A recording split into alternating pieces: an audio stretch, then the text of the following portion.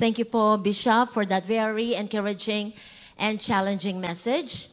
We will now proceed to the ordination ceremony and may request all the ordainees to please come up on stage.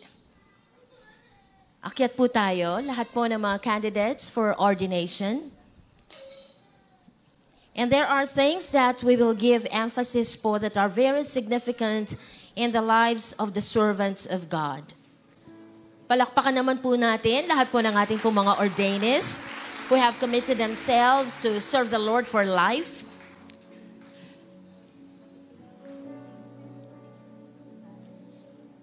Okay, first let us now focus on one of the important symbols of this ordination ceremony, which is the Bible.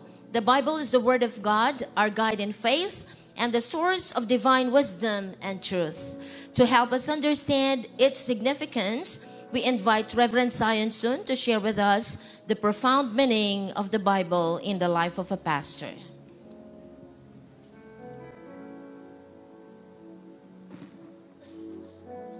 Pwede po nating i-show ang ating Bible. Let's put it in our chest. My dear pastors, fellow workers in the ministry, the Word of God is our foundation. It should be the main standard of our life. The Word of God tells us in 1 Timothy 3:16 and 17, all Scripture is God-breathed and is profitable for teaching, for rebuking, for training in righteousness, so that the man of God may be thoroughly equipped for every good work. If there is only one thing that you would focus as ministers and pastors, study the Word of God. Read the Word of God. Feed the flock with the Word of God. Sa panahon ngayon na merong AI, pwede kang mag-chat GPT o Google o sermoncentral.com. Ang mga Christ in You pastors, salita ng Diyos ang itinuturo. So I command you and I exhort you, my dear co-workers in the ministry, preach the Word in season and out of season. God bless you. Thank you, Reverend Sion Sun. Next, we will come to the symbol of the cross, a powerful reminder of the sacrifice of our Lord Jesus Christ. It is through the cross that we are reconciled to God, and it is central to the ministry of every pastor. To explain its importance, we welcome Reverend Phil Francisco to share the deeper significance of the cross and the calling of a pastor. Pakihawak natin mga cross natin.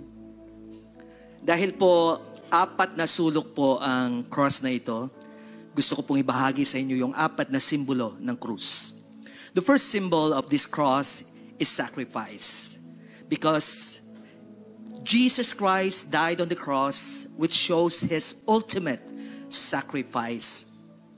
At nag-umpisa po yung sacrifice doon po sa important words ng ating Panginoon as He submitted His life doon po sa Gethsemane na kanyang sinabi, Father, if it is possible, let this cup of suffering pass from me. But nevertheless, it is not my will, but your will be done. Sa buhay ng isang pastor ay maraming sakripisyo. Kailangan inuuna natin ang kapakanan ng mga tao na ipinagkatiwala ng Panginoon sa atin kaysa sa ating sarili. Kaya ang Panginoon, inuna niya ang kapakanan natin. Hindi niya inisip ang kanyang sariling kapakanan, lalong-lalo na nung siya'y namatay sa krus ng Kalbaryo. Pangalawa po is self-denial. Ang sabi po ng Luke chapter 9 verse 23, if anyone wants to follow me, let him deny himself. Lift up his cross. Maganda po sa book of Luke, ang sabi niya, lift up your cross daily. Meron pong word na daily. And follow me. Ang self-denial po ay araw-araw. Kung minsan po, nawawalan tayo ng gana, dumarating yung tukso na hindi magpatuloy. Ang dalangin natin, maging very consistent tayo in the ministry. What we will do today, that we will commit ourselves in the ministry. Ikakasal kayo ngayon sa ministry. Tayo po'y tumanggap na sa Panginoon, pero iba po yung ordination. Ikakasal ka sa ministry. At ang sabi po ng ating inawit kanina, no turning back. Ito po ay puno ng self-denial. But first and foremost, look at Jesus Christ para hindi daw tayo mawalan ng gana. We look to Jesus, the author and the perfecter of our faith. At dahil po doon, ay magtatagumpay po tayo. Pangatlo po is salvation. Ang sabi po ng 1 Corinthians chapter 1 verse 18, for the message of the cross is foolishness to them who are perishing, but to us who are believing, it is the power of God. Wala pong power po ang cross, ha? Kasi po yung iba, ito po yung ginagamit pang alis po na masamang spirito. Ang sabi po ng Biblia, the message of the cross. It is not the cross, but the message of the cross. And what is the message of the cross? That is the gospel. Na namatay ang Panginoon, nabuhay na muli, na nagdadala ng kaligtasan. The message of the cross has the power to save and to transform the lives of people. Kaya dapat hindi po nawawala sa ating mensahe ang ebanghelyo ng Panginoon. Romans 1:16 says, I am not ashamed of the gospel of Christ, for this is the power of God unto salvation. And lastly po, number 4 is standing in the gap. That is intercession. Alam naman po natin ang ginawa ng ating Panginoon na magitan siya between the Father and man. Ang pagpapastor po ay isang tagapamagitan. We always intercede. Ang sabi nga po ni Samuel, it is a sin on my part. Tinuturing pong kasalanan ni Samuel na hindi niya idalangin ang mga Israelita. Gusto po niya tuloy-tuloy na siya'y namamagitan sa Diyos at sa tao. At bilang pong mga lingkod ng Panginoon, dapat buhay sa atin ang tayo'y namamagitan sa mga tao. Sometimes people do not know what to do. But because we have a connection with God, we understand kung ano yung damdamin ng Panginoon, and we also understand yung damdamin ng tao. Tayo ngayon ay namamagitan para yung sagot ng Lord ay maibigay doon sa pangangailangan ng tao. In Hebrews chapter 7 verse 25, it says there, sigurado yung saserdote natin, tuloy-tuloy ang pagiging saserdote natin. Ito'y nagpapatuloy.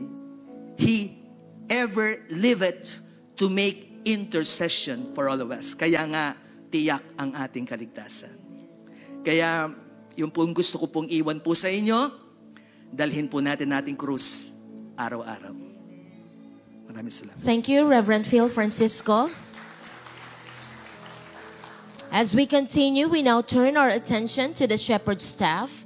The shepherd staff represents the pastoral care, guidance, and protection that a pastor provides to the flock. It symbolizes the authority given to the pastor to lead God's people with love and wisdom. Let us hear from Reverend Herbert John Supan as he explains the significance of this emblem in the life of a pastor.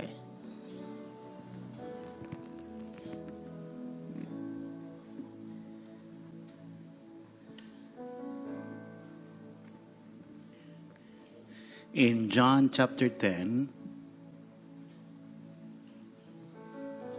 verses 14 to 15, it says, I am the good shepherd. I know my own sheep, and they know me. Just as my Father knows me, and I know the Father. So I sacrifice my life for the sheep. Ang pagiging pastor ay kagaya ni Kristo The pastor is the shepherd's flock. Ang taas po ng standard na ipinakita ng ating Panginoong Yesus. To be a pastor, number one, it is a call to servant leadership. Second, to be a pastor is a call to sacrifice.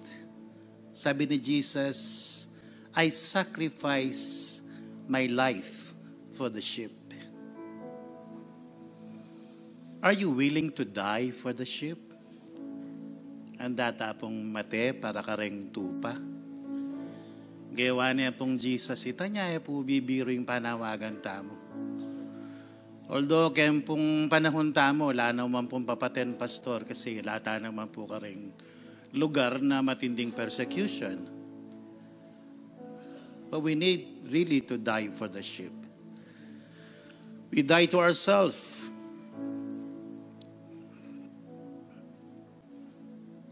Marami pong demand ang mga sheep. Alagaan ng mga tupa. And to give our best for the sheep,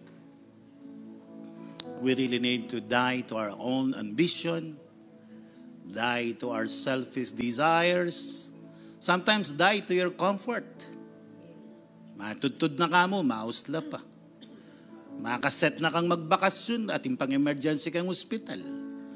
Masakit na ka, mausla pa. Are you willing to die for the sheep? Bali po, yung Pilipinas, may kapag-asaya nung ikatamong pastor, we will really do our pastoring like Jesus. Sabi naping bishop, mapalaring malati ang boses tamo. Pero kung ito todo natin, 100% tayo kay Jesus, I believe may pag-asa pa ang bansang Pilipinas. We really need miracle, and that miracle will start sa bawat isa sa inyo na naririto na tinataasan po yung level ng paglilingkod sa Panginoon. Pangalawa, to shepherd God's flock, we really need to set an example. The example like our Lord Jesus Christ. God bless you in your commitment to shepherd God's flock. Thank you po, Reverend John Supon. Another meaningful symbol in this ordination is the stole, a symbol of the yoke of Christ that the pastor willingly bears in service to the Lord and His people. It represents the pastoral office and the commitment to serve with humility, purity, and dedication. To shed light in this significance, we invite Reverend Myrna Canlas to share with us the meaning behind this sacred garment. Thank you. Praise God. That stole that you hold is a symbol of responsibility. As a pastor, our responsibility is to shepherd the flocks, teach the word of God, share the truth, and protect the people of God. Do not be intimidated, nor be frightened in doing your responsibility, because that responsibility has authority coming from the Lord. Do not be afraid. Actually, when you do your responsibility, this is one of the most exciting part of your life, because we have an assurance that the presence of God is with us. The authority of Christ will manifest to us. Do not be afraid to cast out demons, because in the name of Jesus, they will bow down. Do not be afraid to lay your hand upon the sick, because the sick shall recover. Do not be afraid to minister to the people, because God is the one who is sending you to take good care of the flock.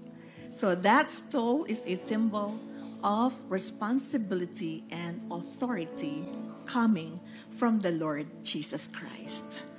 Praise God. May I Thank call you. on our bishop? Yes, may I request the ordaining ministers po to put on the stole of the ordainees?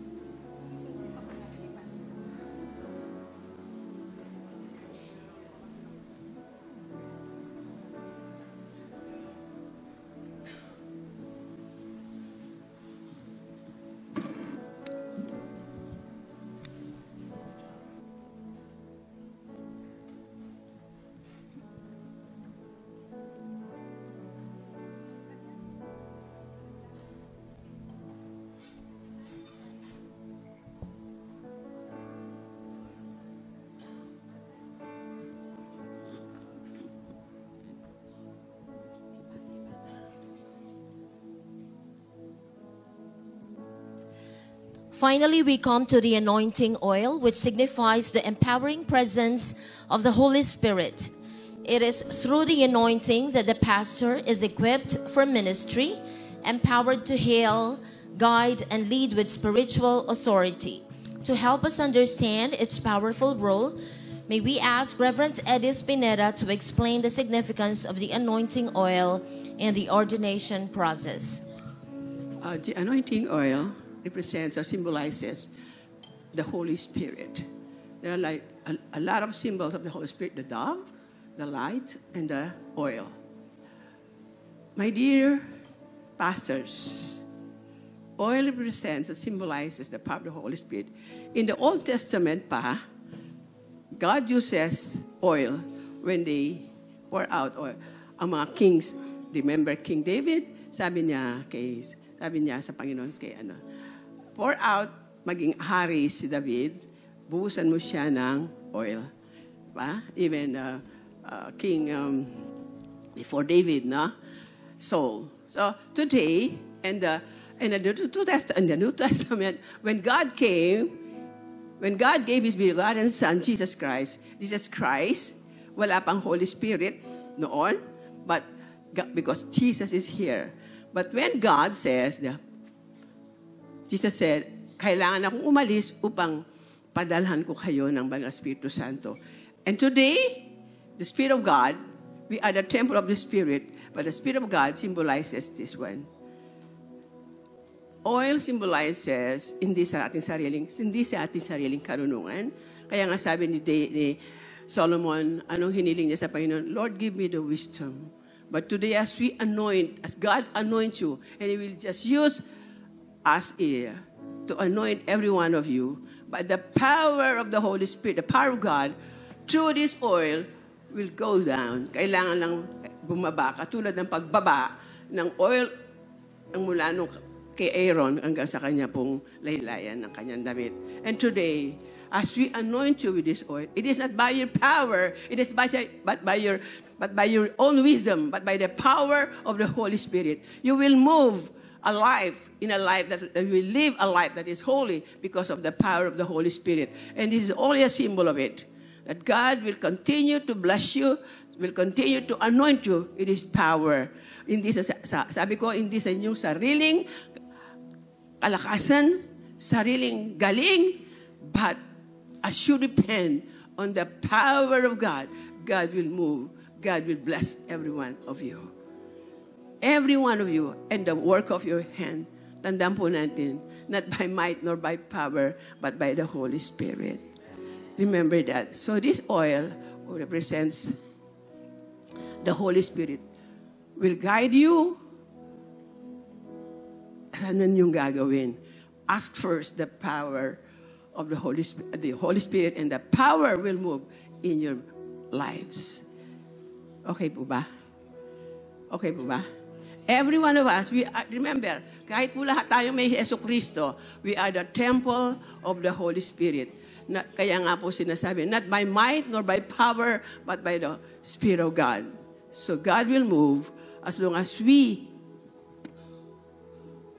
binibigay po natin lahat sa Kanya. Sa Kanya lang po tayo nagdidepende sa Holy Spirit. So, can I have my mga pastor po natin, samahan po ninyo ko, anoint our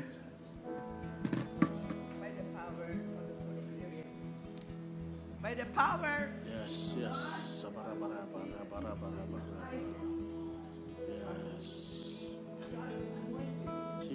Jesus, yes. Sige po, tayo po'y manalangin. Tayo po'y tumayo. Let's join together in prayer. Yes. Hallelujah. Thank you, Jesus. Thank you, Lord. Yes. To follow Jesus. Yes. Father, we consecrate them, O God. I have the sight. We declare fire of the Holy Spirit. Follow Jesus. They will be guided by your wisdom, with your grace, as they shepherd your flocks. You will empower them. The gifts of the Holy Spirit will manifest in their lives. We nullify every work of the enemy And we declare open heaven. In Jesus' name. I have decided to follow Jesus. I have decided to follow Jesus. No turning back. No turning back. For I have decided to follow Jesus. I have decided to follow Jesus. I have decided to follow Jesus. No turning back. No turning back. The cross before me, the world behind. The cross before me, the world behind me. The cross before me, the world behind me. No turning back, no turning back. So now go with me, still I will follow. So now go with me, still I will follow. Though now go with me, still I will follow. No turning back, no turning back. I have decided to follow Jesus. I have decided to follow Jesus. I have decided to follow Jesus. No turning back, no turning back. The cross before me, the world behind me. The cross before me, the world behind me. The cross before me, the world behind me.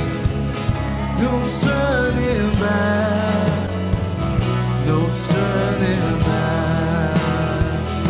I have decided to follow Jesus. I have decided to follow Yes, Jesus. Jesus. Hallelujah. I have Sige po, ating ito ng ating kamay sa kanila. Abang Diyos, sa mga pangyarihang pangalan ng aming Panginoon Jesus. Kami po yung nagagalak, nagpapasalamat na kayo tumatawag na mga lalaki at babae sa iyong church upang patuloy pong may sulong ang iyong kalooban, ang iyong kaharian sa aming pong kapanahonan. Dalangin po namin patuloy po silang pupuspusin ng iyong kapangyarihan, ng iyong biyaya. Kagaya ni San Pablo sa kalang kahinaan, ikaw ang kalang maging kalakasan. Kagaya ni Gideon, makita nila that there is a hero within them. That you are with them, Lord God. At maunawaan nila yung panawagan mo.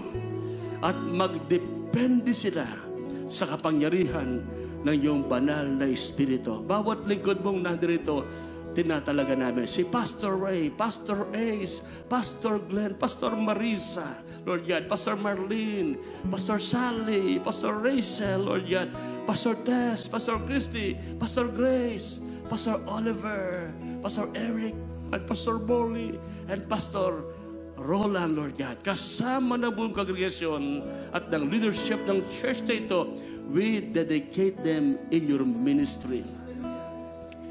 We, Lord God, commend them unto you. We have not chosen you, but you have chosen us to bear fruit, and that our fruit will remain. We will go preach the gospel with integrity and humility. Make disciples, oh God, with love and patience. And we will be an example to your church. Salamat po, Ama, sa makapangyarihang pangalan ng Diyos Ama, ng Anak, at ng Santong Espiritu. Tinatalaga namin sila. We dedicate them to your church, to your kingdom, and in the ministry of the sacred gospel of our Lord Jesus Christ. Maging mabunga sila, maging malakas, maging matagumpay, at makita si Jesus sa kanilang paglilingkod. We thank you today, Lord God, and we dedicate them unto you. In Jesus' name we pray. At tayo lahat ay magsabi ng Amen. Amen. Amen. Amen. Amen. Hallelujah. Amen. Thank you, Jesus. Kindly assist po our ordainees to stand up. At inaanyayahan po lahat po ng mga immediate family ng ating po mga ordainees na kung maaari po, sila po ay pumunta po dito sa harapan. Lahat po ng immediate family members ng ating pong ordainees. Lapit lang po tayo dito sa harap. As we continue with this sacred ceremony, we acknowledge the vital role of the pastor's family in supporting and uplifting their loved one in ministry. A pastor's journey is not walked alone, and the family serves as a foundation of strength and encouragement. To charge the respective families of their unique calling alongside the pastor, let us welcome Reverend Carmela Lapus. Praise God.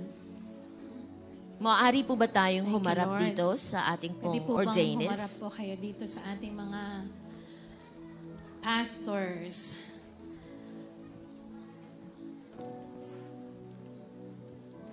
Si Jesse, nung dumating ang propeta, di po siya naniniwala kay David. Kasi tinignan niya kung sinong malakas sa kanyang mga anak. Pero pinili ng Diyos si David. Bilang mga pamilya, kilala nyo kung sinong naririto yung inyong family member. She may be a mother, father, anak, kapatid. Expose yung kahinaan niya sa inyo, pero tinawag po sila ng Panginoon. Respect God's calling sa kanilang buhay. Sabi nga po ng mensahe, it's beyond the weakness of man. God calls those who want to be used by God. Kayo po ang lubusang magmamahal sa kanila. Always love them, just like Jesus. Their calling is your calling as a family. Palaging i-appreciate yung kanilang ginagawa.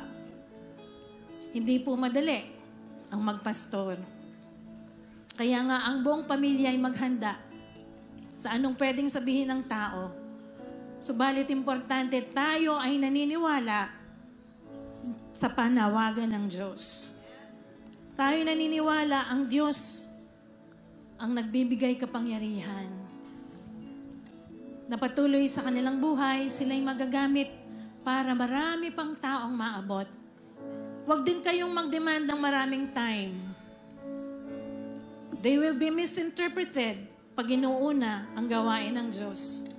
But not you, sapagkat unawain po ninyo ang panawagan ng Diyos. Maaring piliin nila palagi kung ano ang para sa tao. Unawain po ninyo sapagkat ito yung kanilang panawagan.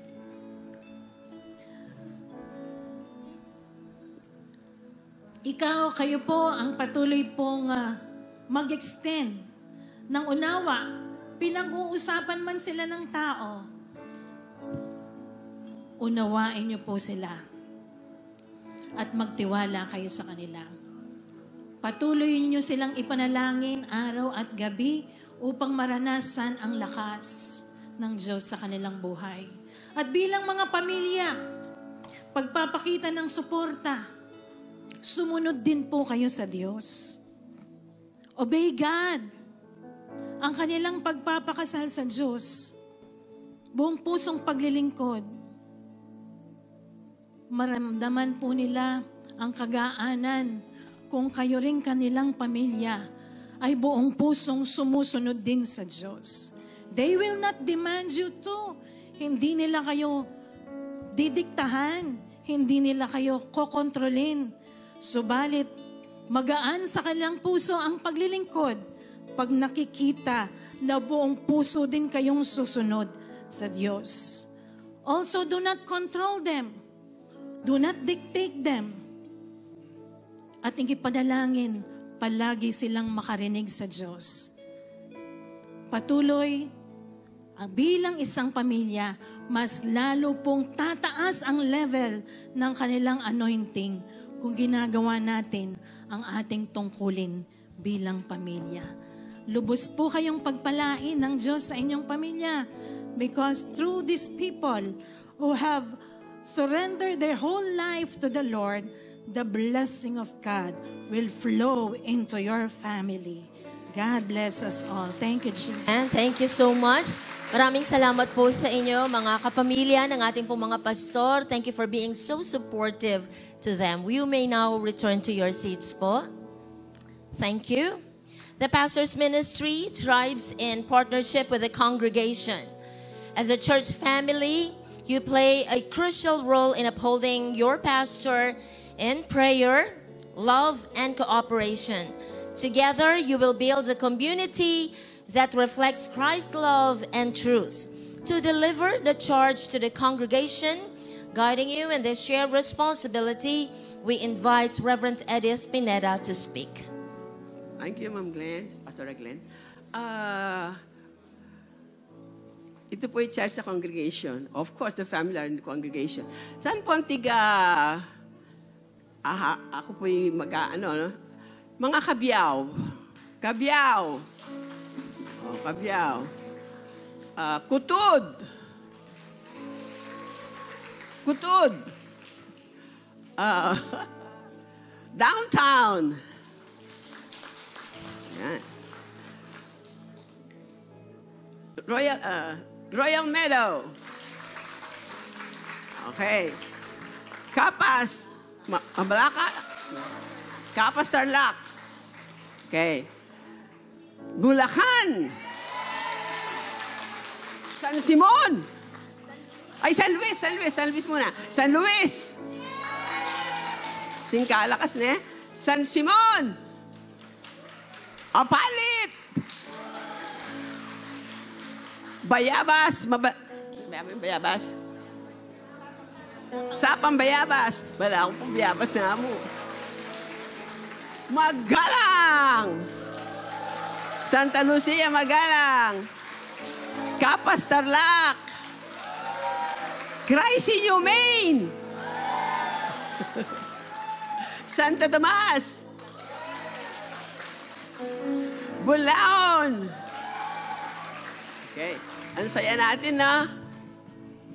But today, bilang kayo, taga-suporta ng ating mga pastor, newly ordained pastors, kala nyo, magaan, mabigat. Ang ikababagsak ng pastor ay nasa inyong lahat. Ang pag-urong ng pastor, nasa ating inyong lahat. Sa pamilya at sa kongregasyon kanyang hinahawakan.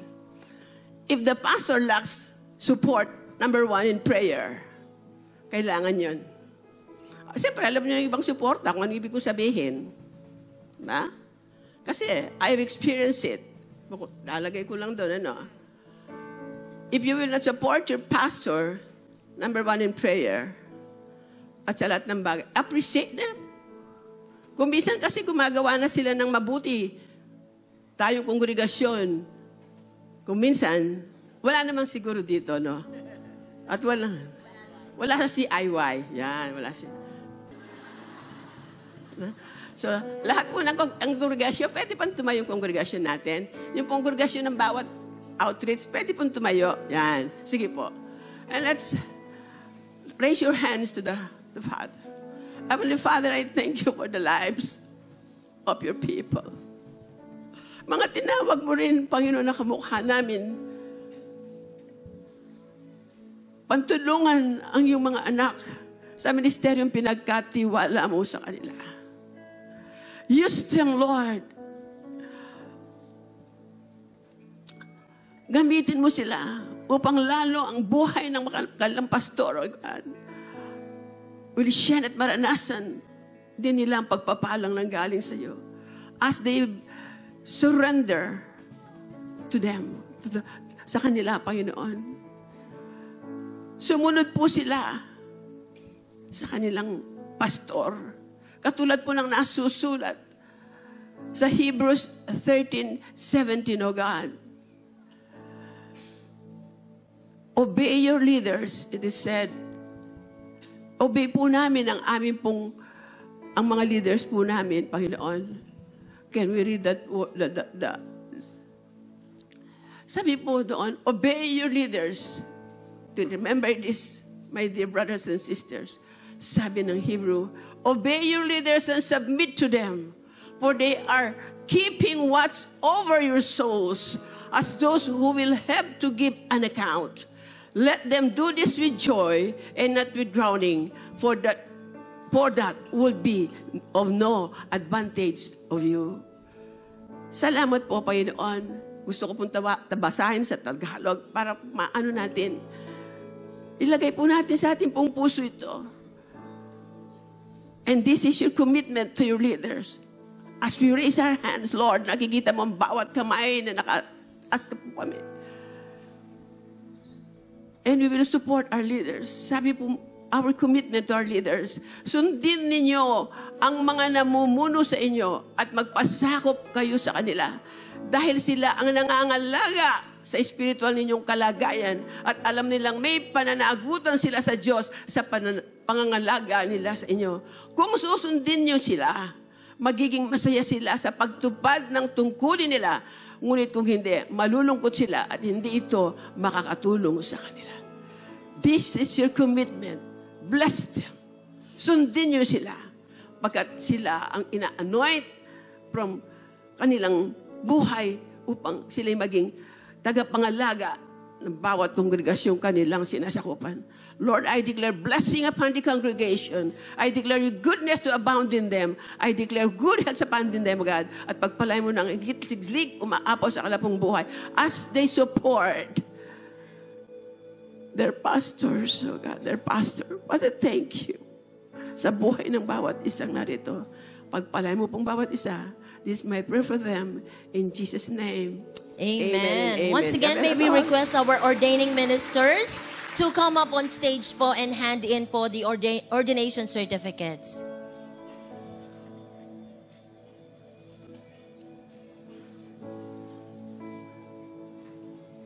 And we are honored po this morning po to present to you the newly ordained ministers.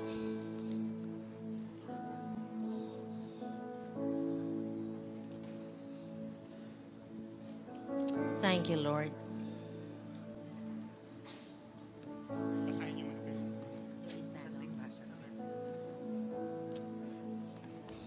This is the content of the certificate. Christ in You Faith International Ministries Incorporated, Dolores Homesite, City of San Fernando, Pampanga.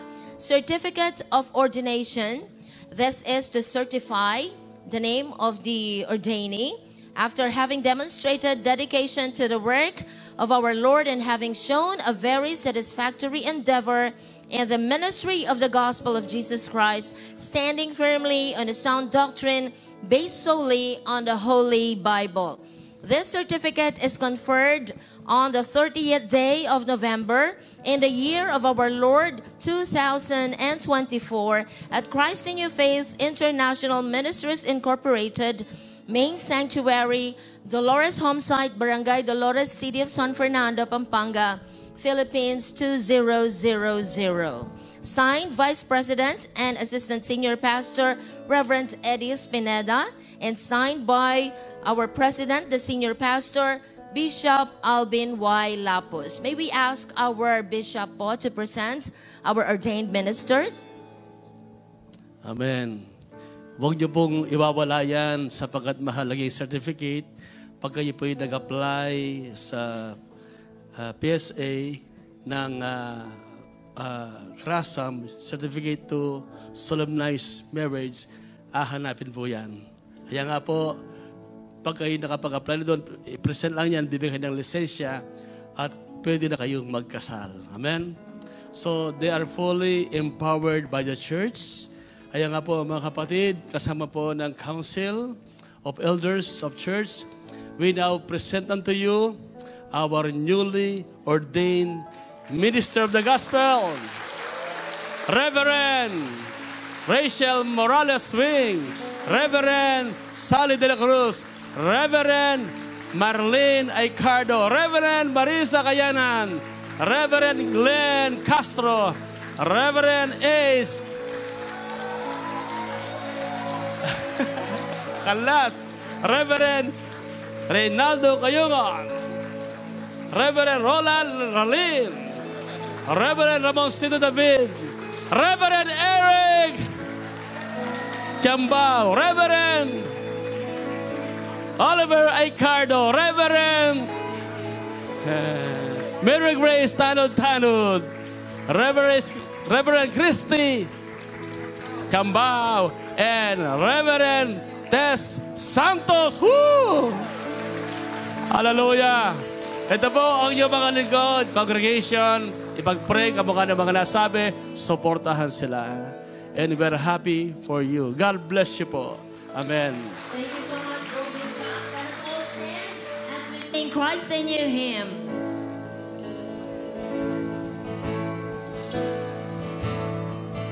We are redeemed by the blood of the Lamb, by grace through faith in Jesus righteous now we stand. The mystery was hidden from past generations. We are one in Him, partakers of God's promise. Oh, Christ in You, the hope of glory, the word of truth, together we proclaim. The one true God, King of kings and life eternal. Christ in You, the hope of glory.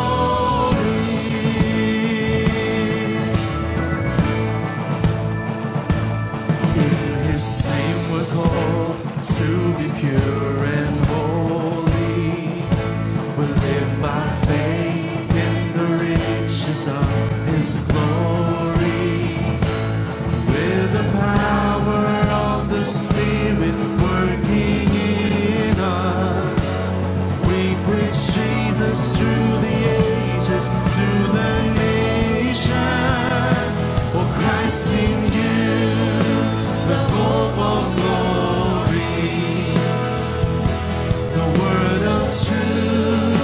Together we proclaim the one true God, King of kings and life eternal. Christ in You, the hope of glory. Lord, we are Your temple. You're the head of sure foundation. Our living hope, we worship You forever, forever. Oh, Christ in You, the hope of glory, the word of truth, together we proclaim. The one true God, King of kings and life eternal. Christ in You, the hope of glory. Oh, Christ in You, the hope of glory. Oh, Christ in You, the hope of glory.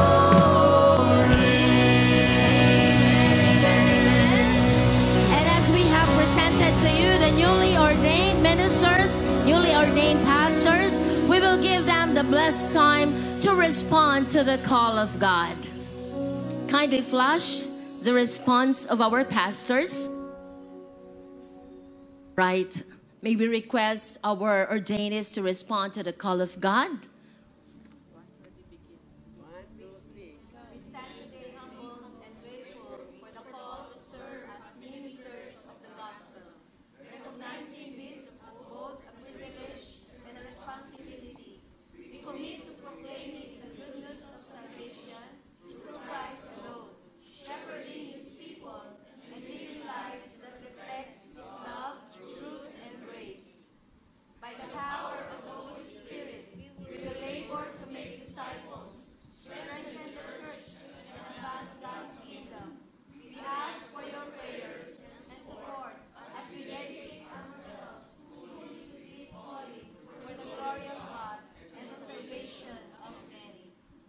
Amen. Sige po, palakpakan Hallelujah. natin sila.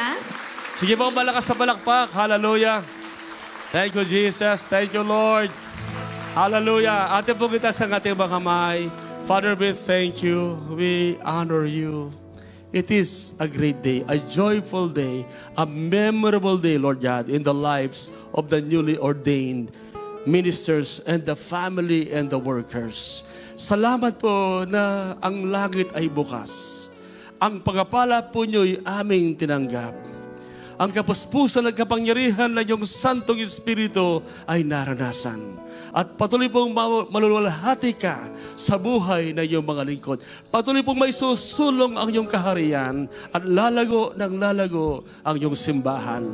Salamat po ng marami, and today, Lord God, as you dismiss us with your blessing, your presence will go before us. Your peace, O God, will guard our mind and heart.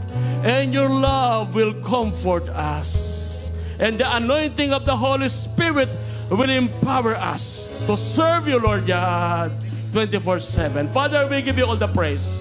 Now receive the blessing in the name of the Father, and of the Son, and of the Holy Spirit. And everybody will say, Amen, amen, amen. Hallelujah. For our closing song, Glory. let us give all Jesus. the glory to our Lord Jesus Christ.